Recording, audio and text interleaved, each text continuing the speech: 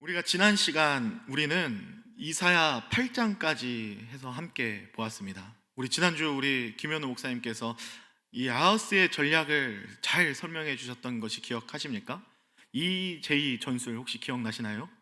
이제이 전술, 즉 오랑캐는 오랑캐로 막는다라는 이 전술을 가지고 이 아하스가 하려고 했던 그 전략을 잘 설명해 주었습니다. 아하스는 아람과 이스라엘이 유다를 공격해오자 더 강한 아수르를 끌어들여서 그들을 막으려 했죠. 인간적으로 본다면 정말 이보다 더 합리적인 선택이 있었을까요? 그런데 아하스가 계산하지 못한 것이 있었죠. 아수르가 큰 하수처럼 밀려왔는데 그 물이 흘러 넘쳐서 유다의 목까지 이르게 된 것입니다. 자신을 지켜줄 것이라 믿었던 그것이 오히려 자신의 큰 위협이 되어 돌아왔다는 것이죠. 그래서 불확실한 시대일수록 가장 확실한 불을 붙들어야 된다. 우리의 계산도 세상의 소리도 확실하지 않다. 오직 임마누엘 하나님과 그분의 말씀만이 확실하다고 우리가 함께 말씀을 나눴습니다. 그렇게 8장은 이렇게 끝이 났습니다. 우리 8장 마지막 절 22절을 함께 보실까요? 8장 22절 말씀입니다. 시작. 땅을 굽어보아도 환난과 흑암과 고통의 흑암뿐이리니 그들이 심한 흑암 가운데로 쫓겨 들어가리라. 아멘. 환난, 흑암, 고통, 하나님이 아닌 것을 의지한 자리에 남은 것은 흑암인 어둠뿐만 남아있다 합니다. 아무리 눈을 들어 사방을 돌아봐도 아무것도 보이지 않는 곳이죠. 그런데 바로 그 다음 문장이 오늘 본문의 말씀의 9장 1절 말씀인데 그 첫 단어가 중요합니다. 우리 본문에는 우리가 보고 있는 개역개정에 나와 있지 않지만 히브리어 원문에는 여기 접속사가 들어갑니다. 키라는 접속사가 들어가는데 이 단어는 그러나라는 뜻을 가지고 있습니다. 그래서 이를 포함하여 1절을 함께 보면은 그러나 전에 고통받던 자들에게는 흑암이 없으리로다 라고 시작하는 것이죠. 그래서 8장 22절의 흑암과 9장 1절의 흑암이 없을 것이 이 한 단어 그러나라는 이 한 단어로 이 반전을 말하고 있는데요. 우리가 1절 말씀을 그러나를 포함해서 다시 한번 읽어볼까요? 우리 1절 말씀 그러나로 시작해서 함께 읽어보겠습니다. 시작. 그러나 전에 고통받은 자들은 흑암이 없으리로다. 이쪽에는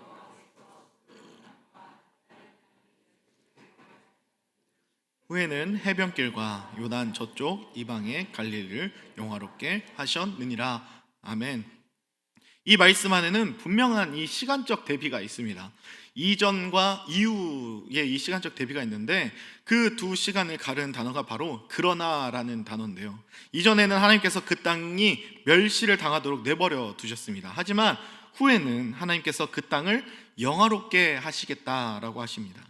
여기서 중요한 것은 수불론과 납달리가 짓밟힌 이유입니다. 이것은 단순히 적이 강했기 때문이 아니라 여호와께서 허락하셨기 때문이죠. 곧 하나님의 심판의 표현인 것입니다. 이사야 8장에서 아하스가 하나님을 버리고 그 인간적인 방법을 선택했을 때와 같은 그런 원리인데요. 하나님을 떠난 자리에는 결국 심판이 임한다는 것이죠. 실제로 이 말씀은 역사 속에서 그대로 이루어집니다. 이스라엘 북쪽에 위치한 스불론과 납달리는 가장 먼저 아수르의 침략을 받은 지역이었어요. 주전 734년에 아수르 왕 디글랏 빌레셀 3세가 이 땅을 정복하고 백성들을 포로로 끌고 갔습니다. 그 결과 어떻게 됩니까? 이방 민족들이 들어오면서 신앙과 문화가 그곳이 뒤섞이게 되고 그곳을 이방의 갈릴리라고 불리게 됩니다. 이스라엘 가운데서도 가장 변방이고 가장 어둡고 가장 오염된 땅이라는 것이죠. 그런데 이사야는 바로 그 땅을 가리킵니다. 가장 먼저 무너진 곳에, 가장 깊이 어두워진 곳에, 바로 그곳을 향해서 선언합니다. 후에는 해변길과 요단 저쪽 이방의 갈릴리를 영화롭게 하셨느니라. 아멘. 이렇듯 하나님의 반전은 가장 어두운 자리에서 시작되는데요. 본문 2절 말씀에 흑암에 행하던 백성이 큰 빛을 본답니다. 사망의 그늘진 땅에 거주하던 자에게 빛이 비춰진다는 것이죠. 이사야는 그 어둠을 이렇게 묘사하죠. 흑암에 행하던 백성. 여기서 행하던이라는 말은 이 현재 진행형으로 쓰여졌는데 단순히 과거의 어둠 속에 있었다는 뜻이 아니라 지금 이 순간에도, 지금 내가 있는 그 순간에도 어둠 속을 계속 걷고 있다는 뜻입니다. 매일 겪는 현재의 고난을 말하고 있는데요, 방향을 잃고 어디로 가야 할지 모른 채 지금도 그 어둠 속에서 걷고 있다는 것입니다. 그리고 사망의 그늘질 땅 또한 이 죽음의 그림자가 드리운 땅이라는 그 히브리어 뜻을 갖고 있는데, 이것은 소망이 없다라는 것을 말합니다. 그런데 미래가 보이지 않는 소망 없는 깜깜한 죽음의 그림자가 드리워진 땅에 행하던 그 백성에게 큰 빛을 본다라고 합니다. 큰 빛을 본다. 그것은 아직 이 원문으로 보면은 아직 일어나지 않는 일을 이미 일어난 것처럼 선포하고 있는 것이죠. 그만큼 하나님의 약속은 너무나 확실해서 이 미래 일도 이미 완료된 것처럼 여겨진다는 그 예언적 선포를 이 말씀에, 이 원문에 그렇게 완료형으로 쓰여진 것입니다. 쉽게 풀어 말씀드리면 인간의 어둠은 지금도 진행 중에 있습니다. 그러나 하나님의 구원은 이미 이루어졌다는 것이죠. 지금 어둠 속을 걷고 있는 백성에게 하나님의 빛은 이미 비추고 있다는 것입니다. 우리가 지난주 본문 이사야 8장 19절에서 백성이 신접한 자에게 묻고 죽은 자의 영혼에게 답을 구했던 것을 기억하십니까? 임마누엘을 거절하고 다른 곳에서 답을 찾으려 하는 자리에 어둠이 들어옵니다. 어둠은 단순히 나쁜 상황이 아니라 임마누엘이 없는 상태인 것이죠. 그런데 바로 그 어둠 속에서 하나님께서 그러나 라고 말씀하시면서 멈추지 않으셨습니다. 그리고 그 멈추지 않으신 그 빛이 비추면서 3절에 백성들의 기쁨이 나타나는데요, 3절 말씀을 함께 보실까요? 3절 말씀입니다. 시작.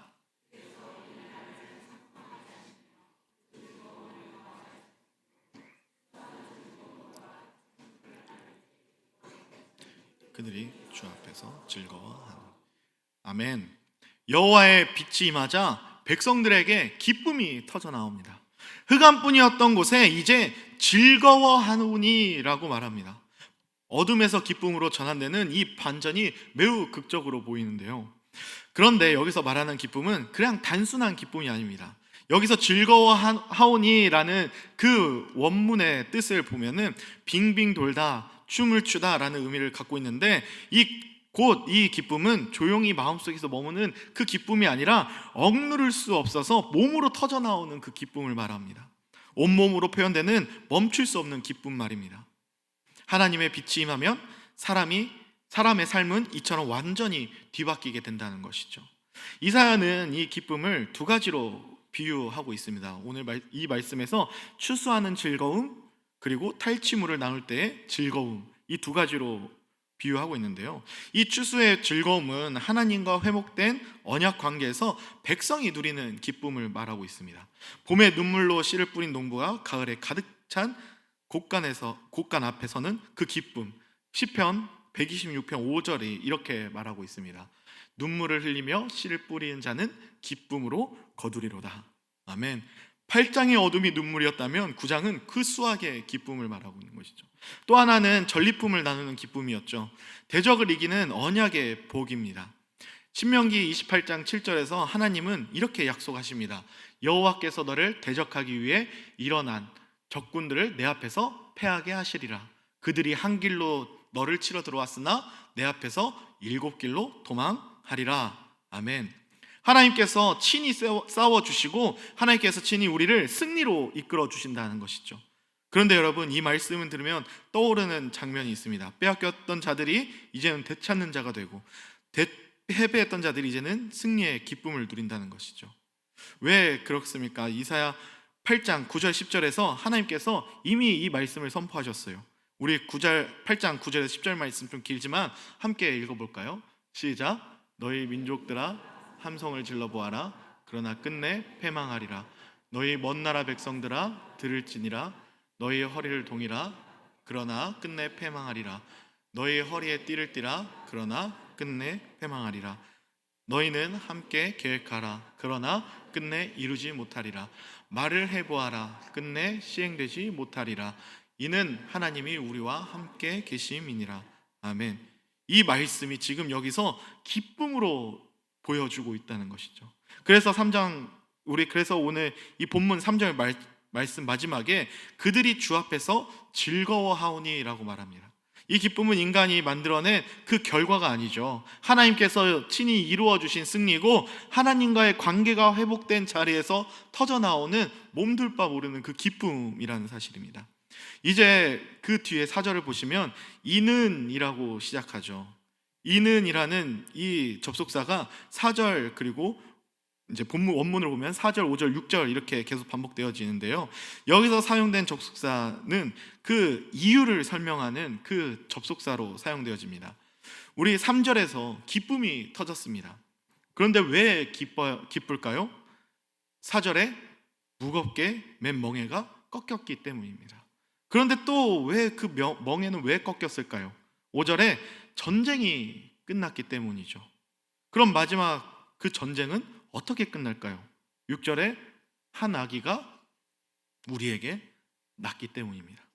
여러분, 이 기쁨의 이유를 따라서 내려가다 보면 결국 한 아기에게 도달하게 되는데요. 이 빛이 비치는 이유, 어둠이 물러가는 이유, 억압이 꺾이는 그 이유, 모든 것의 뿌리가 이 한 아기에서 옵니다. 이 4절은 다시 한번 4절을 다시 넘어가면은 그 구원을 더 구체적으로 보여주는데, 무겁게 맨 멍에 삶을 짓누르는 부담을 말하고, 어깨에 채찍은 억지로 끌려가는 인생, 압제자의 막대기는 두려움이 지배하는 삶을 말하는데, 이 세 가지가 꺾인답니다. 어떻게 꺾인다고 말합니까? 미디안의 날과 같이 꺾인답니다. 우리 미디안의 날과 같이 하면은 어디가 떠오르죠? 기드온 말씀이 떠오르죠. 이 사사기 6장 7절에서 사사 기드온의 이야기가 떠올려집니다. 이 7년 동안 질밥했던 이스라엘이 이 300용사, 그러나 미디안 13만 5천 명의 그 사람들과 그 전투 300대 13만 5천의 전투, 그 사람의 힘으로는 절대 설명할 수 없는 그 전투. 그런데 하나님께서 그 전투로 그 하나님의 말미암아 승리하게 되는 것이죠. 왜 이렇게 하셨을까요? 왜 이렇게 하셨었죠? 누가 구원자인지 분명하게 말씀하기 위해서였습니다. 그래서 오늘 본문 5절에서는 전쟁의 흔적 자체가 사라집니다. 군인의 신발과 피 묻은 옷이 불에 타버린다는 것이죠. 전쟁이 끝났다 정도가 아니라 전쟁이 필요 없는 새로운 시대가 시작되었다라는 것이죠. 그래서 분명한 사실이, 이 모든 일의 주어는 사람이 없습니다. 사람도 아니고 왕도 아니고 군대도 아니고 오직 하나님께서 기쁨을 주시고 멍에를 꺾으시고 전쟁을 끝내신다는 것입니다. 우리의 과거의 8장까지 보시면 아하스가 스스로 주어가 되려고 했었습니다. 그 결과 이 8장에 흑암이 왔죠. 그런데 하나님께서 오늘 9장에서부터 그러나라고 말씀하시면서 직접 하나님께서 주어로서 나타내시자 모든 것이 뒤바뀐다는 것입니다. 그래서 하나님께서 어떤 방식으로 이 일을 이루어지는지는 6절 말씀을 다시 한번 보면 나타나는데요. 우리 6절 말씀을 다시 한번 우리 함께 보실까요? 시작. 이는 한 아기가 우리에게 낳고 한 아들을 우리에게 주신 바 되었는데 그의 어깨에는 정사를 메었고 그의 이름은 기묘자라 모사라 전능하신 하나님이라 영존하시는 아버지라 평강의 왕이라 할 것임이라. 아멘. 이 본문은 앞에서 이어져 온 모든 질문들의 마지막 해답이 되어준다고 했습니다. 말씀드렸습니다. 하나님의 방식은 군대도 이런 정치적 동맹도 아닙니다. 모든 문제의 해답은 이 6절 말씀에 한 아기입니다. 가장 작고 연약한 존재로 하나님께서 이 땅에 오셨습니다. 우리에게 낳고 우리에게 주신 바 되었다는 것이죠. 이 아기는 우리를 위한 아기라는 것입니다. 우리에게 오신 분이라는 것입니다. 이것이 바로 이 7장에서 약속된 임마누엘이라는 것이죠. 이 8장에서는 심판 속에서 드러났고, 이 9장에서 그 약속이 한 아기가 우리에게 나음으로 현실로 나타나게 됩니다. 이제 그 아기가 어떤 분인지 이 하반절에 이 네 가지 이름으로 우리에게 말해줍니다. 그런데 우리가 이 오늘 한국 개역 개정을 보시면은 이 기묘자, 모사, 전능하신 하나님, 영존하시는 아버지, 평강의 왕이라 되어 있어서 다섯 가지 이름으로 보이는데 원문에서는 기묘자와 모사가 따로 떨어진 이름이 아니라 기묘한 모사라는 하나의 이름으로 봐야 된다는 것입니다. 그래서 이 아기의 이름을 네 가지로 볼 수 있는데요.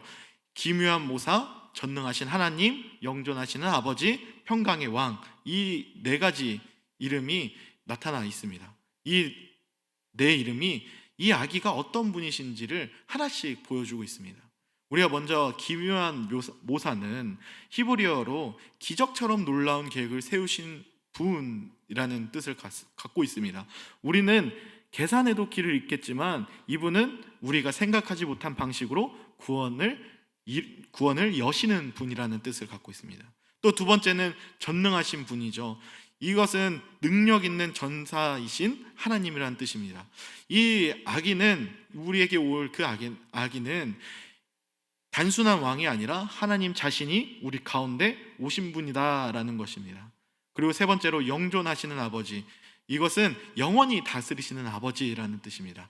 끊이지 않는 통치, 무너지지 않는 나라, 이 아기가 다윗의 언약을 영원히 이루어 주실 거라는 것이죠. 그리고 마지막으로 평강의 왕은 샬롬을 다스리는 왕으로서 단순히 전쟁이 없는 것이 아니라 하나님과의 관계가 회복된 온전한 상태를 말합니다. 깨어진 삶이 회복되고 무너진 관계가 다시 세워주실 것이라는 것이죠.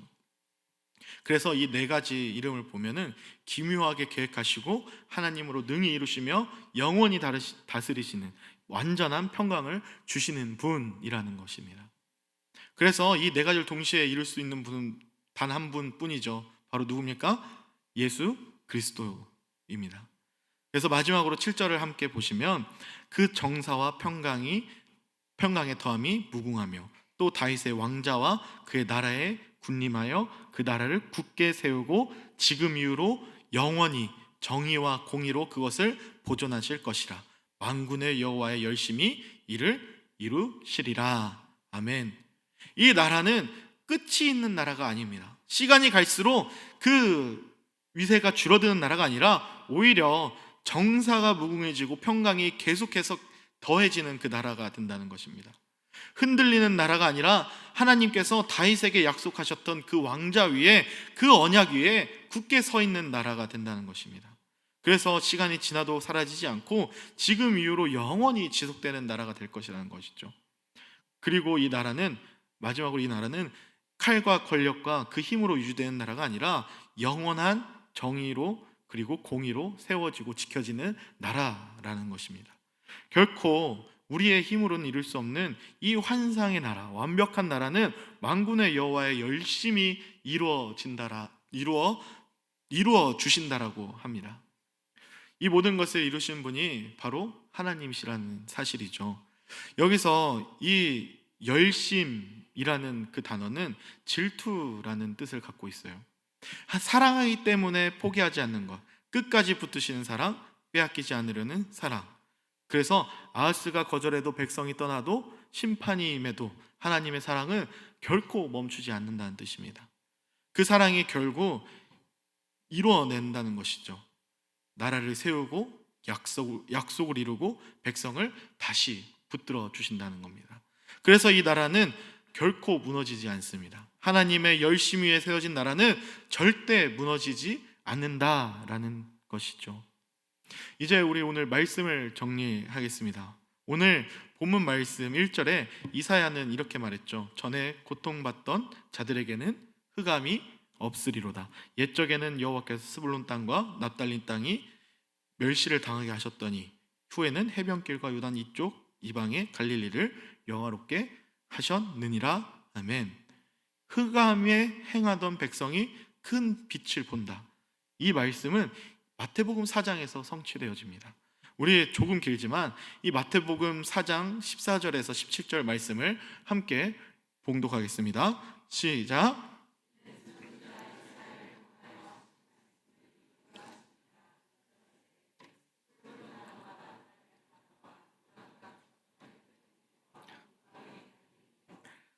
흑암에 앉은 백성이 큰 빛을 보았고 사망의 땅과 그늘에 앉은 자들에게 빛이 빛이었도다 하였느니라.